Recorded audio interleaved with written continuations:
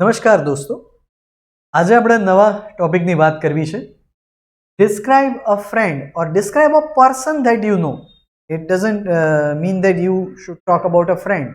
Even a person you know, કોઈને તમે જાણો છો, બરાબર? ફ્રેન્ડ નથી, a person you know who likes to work at his family business. Family બિઝનેસમાં કશું પણ આવી શકે. શોપ હોય કોઈની, ફાધર ચલાવતા હોય, એ શોપ પર બેસતો હોય, અથવા કોઈની ફેક્ટરી છે, કોઈ એવું મેન્યુફેક્ચરિંગ યુનિટ છે જે ફેમિલી એના ફાધર ચલાવે છે, ને એ વ્યક્તિ ત્યાં બિઝનેસ પર એને ગમે છે કામ, બરાબર? તો થોડી વોકેબ્યુલરી જોઈ લઈએ અને પછી સ્પીચ. પહેલી વસ્તુ એ છે કે લોકો જે છે એ જનરલી એમની જે બી એક તો છે વર્ક એકદમ આરામથી, ખૂબ મજાથી કરવું, અને બીજું છે એક ઘસરડો કરવો, આપણે જે ગુજરાતીમાં કહીએ મજૂરી કરવી. તો આ એક ફ્રેઝ છે. સમ પીપલ દે ટોઇલ, TOIL, ટોઇલ. ટોઇલ એટલે મજૂરી કરવી, અથવા એને બદલે સ્લોગ થ્રુ. બંનેનો અર્થ એક જ છે, ટોઇલ અથવા સ્લોગ થ્રુ, મતલબ મજૂરી કરવી, ખૂબ મહેનત કરવી, બોરિંગ કામકાજ. Some people they toil or slog through at their jobs. એમની જે જોબ હોય ત્યાં એ રીતે ઢસરડો કરે છે, મજૂરી કરે છે. Why do they do this? તો they do this because they want to. ને કરવું હોય છે, they want to શું? act out a living. બરાબર? act out a living મતલબ ગુજરાન ચલાવવા માટે. આ એક્ટ આઉટ અ લિવિંગ પણ ચાલે, એક્ટ આઉટ એન એક્ઝિસ્ટન્સ પણ ચાલે, બરાબર? તો they do this to act out a living, બરાબર? હવે હું માનું છું કે આવા બધા અઘરી વોકેબ્યુલરી વાપરવાની જરૂર નથી. ન વાપરશો ચાલશે, પણ જો આ યાદ રહી ગઈ ને સરખી રીતે વાપરશો તો તમારો સ્કોર સુધરશે. આ એક જે છે એક થોડું પોએટિક છે, પણ છતાં some people they tell others, એ બીજાને કહે છે, some people tell others what they should do, right? So in this cacophony એટલે આ જે ઘોંઘાટ, cacophony of opinions, લોકો કહે કે તારે આમ કરવું, તારે તેમ કરવું, તારે આમ ના કરવું જોઈએ. In this cacophony of opinions, some people they listen to their heart. બરાબર? અમુક લોકો એમના દિલનો અવાજ સાંભળે છે. I have a friend who is like this. એ આવો છે, પોતાનો દિલનો અવાજ સાંભળે છે. His name is Raviraj. Raviraj, બરાબર? થર્ડ પર્સન છે એટલે ઓનનું થઈ જાય owns. Raviraj owns a factory. They make, એ લોકો એની ફેક્ટરીમાં they make plastic products. Raviraj father Mr. Rakesh Bhai, he is a stickler for punctuality. તો આ એક વર્ડ છે, સ્ટિકલર ફોર સમથિંગ. સ્ટિકલર એટલે આના આગ્રહી. એના જે ફાધર છે, Raviraj father is a stickler for punctuality. He is the pioneer of this business. Pioneer, જેમણે આની સ્થાપના કરી. તો he is the founder or the pioneer of the business. He is also a philanthropist. Philanthropy એટલે દાન ધર્મ કરવું, દાનમાં પૈસા આપવા, અને ઘણીવાર આ ગુપ્ત દાન હોય. They don't let other people know that they are donating something. So basically તમારે આ યાદ રાખવાનું, philanthropist. So Raviraj's father, Rakesh Bhai, he is a stickler for punctuality. He is also a philanthropist and he is the pioneer of this family owned business. Family owned, family એટલે કુટુંબ દ્વારા જે on થયેલો હોય, એ કુટુંબ દ્વારા ચાલતો.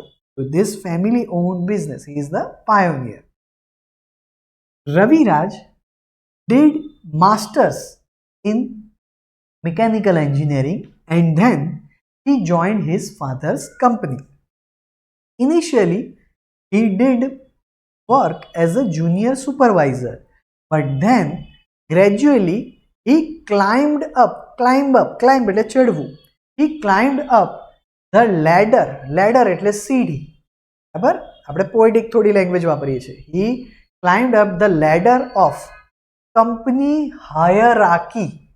Hierarchy મતલબ, હાયરાર્કી એટલે એક જે સ્ટેપ બાય સ્ટેપ કોઈ બી ઇન્સ્ટિટ્યૂટ, કોઈ બી ઓર્ગેનાઇઝેશન હોય તો એમાં પોઝિશન વાઇઝ એક હાયર પોઝિશન હોય, પછી એનાથી નીચી, પછી એનાથી નીચી. મતલબ એક કંપની છે એમાં સૌથી ઉપર છે મેનેજિંગ ડિરેક્ટર, પછી જુનિયર મેનેજર, ક્લર્ક, એટલે પ્યુન. એવી રીતે he climbed up the ladder of company hierarchy.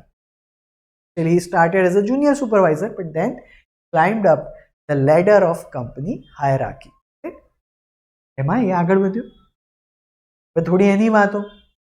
He is also a connoisseur of good food. Connoisseur એટલે શોખીન.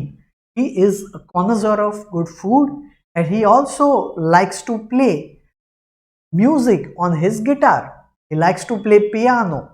He likes to listen to music. Music સાંભળવું ગમે છે. He is also a voracious reader. voracious reader જે ખૂબ વાંચે છે. Also a voracious reader and he was born with a silver spoon. બરાબર, આ એક ઇડિયમ છે, to be born with a silver spoon મતલબ જન્મની સાથે જ એ ખૂબ રીચ હતો. But he is very humble and polite.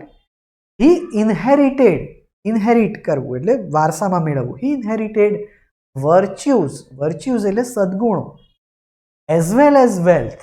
બરાબર, અને વારસામાં શું સદગુણો અને સંપત્તિ બંને મળ્યા છે. અને લાસ્ટમાં I can learn many things from his life and sometimes I feel that I should also work hard like Raviraj. બરાબર, એક એના વિશે વાત થઈ. એમાં તમે વચ્ચે ઘણું એડ કરી શકો, જેમ કે એના ફાધર સ્ટિકલર ફોર પંક્ચ્યુઆલિટી છે. બરાબર, તો રવિરાજ પણ જે એની ફેક્ટરી છે ત્યાં શાર્પ 9 o'clock or 10 o'clock ત્યાં પહોંચે છે. He reaches there 10 o'clock or 9 o'clock when the company starts. બરાબર, he is the first one to enter the factory and he is the last one to go. બરાબર, પહેલો સુધી જાય છે અને છેલ્લે નીકળે છે. રાઈટ.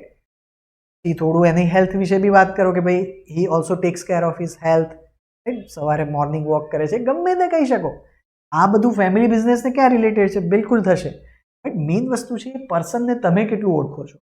વિધાઉટ જે વ્યક્તિ ફેમિલી બિઝનેસ સંભાળે છે, મને થોડું ખબર છે કે એને ત્યાં ફેક્ટરીની અંદર એ કેવું કામ કરે છે, કઈ રીતે કરે છે, એના ડીલિંગ્સ કોની જોડે હોય છે, નેશનલ લેવલ, ઇન્ટરનેશનલ લેવલ. જે વસ્તુઓ મને જે એની લાઈફમાં દેખાય છે હું તમને, એટલે જે એક્ઝામિનરને તમારે વાત કરવાની છે. બરાબર, હું ખસી જાઉં છું, તમે એકવાર સ્ક્રીનશોટ લઈ શકો, હું આખી સ્પીચ આપું છું.